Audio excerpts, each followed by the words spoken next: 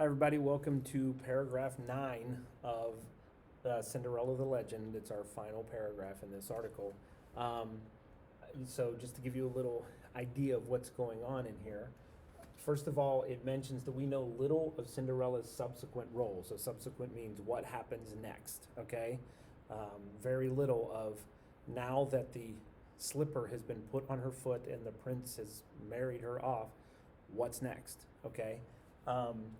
In Grimm's version, okay, the Brothers Grimm, we talked about that a little bit in class. The evil stepsisters have their eyes plucked out by birds. And it says the envious sisters, okay, makes them not envious anymore because they can't see, so they learn that lesson. As I mentioned, the Grimm tales were put together at a time period where they used these fairy tales to scare children into doing the right thing. You don't want to talk to strangers and take candy from them, or you can end up cooked in an oven, like Hansel and Gretel. Same with Cinderella here. You don't want to be envious of a girl who's just trying to be nice because you can get your eyes plucked out by birds or whatever it might be. But in Perrault's version, the one that we're familiar with through like Disney and that type of thing, with all the magic and that happening, it celebrates her kindness.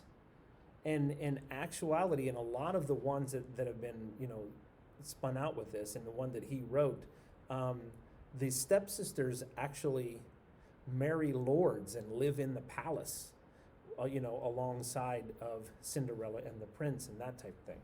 I don't think the stepmother made it, but the other two made it into the palace. Now it does talk about this Norse variant of the story, okay, where instead of being Cinderella, her name is Aslog, okay. She marries a Viking hero, and they talk about how she has several sons and wields a good deal of power in Teutonic style. Now, Teutonic, most likely it refers to the style of that they would have had in like royalty in Germany and that type of thing at that time period, okay? And it mentions who she's the daughter of. But in most tales, this is where where she wraps it up. In most of the Cinderella tales, she disappears into this vague region known as the happily ever after. Okay? She changes her name, no doubt, and like so many women, is never heard of again. The vague region of happily ever after. We don't really know exactly what that means, okay? All we know is she's gone.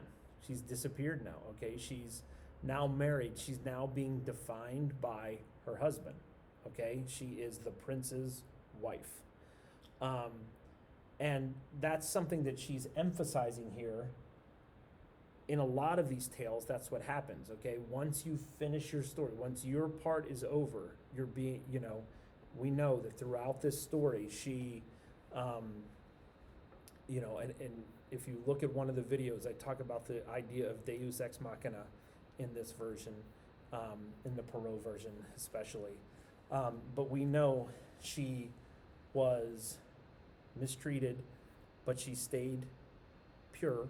Okay, she stayed righteous, just like it mentioned in one of the earlier paragraphs of the, the Protestant nature of things, or, as expected in the Horatio Alger stories, that type of thing.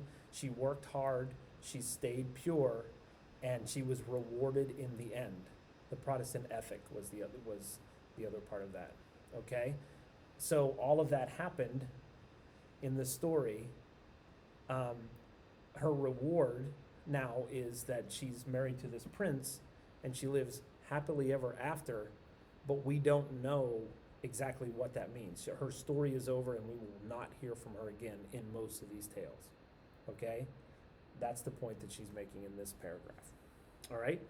So I recommend, if you're confused by anything else, you can go back and look at any of the other videos, any of the other paragraphs, but that's how it ends. Okay?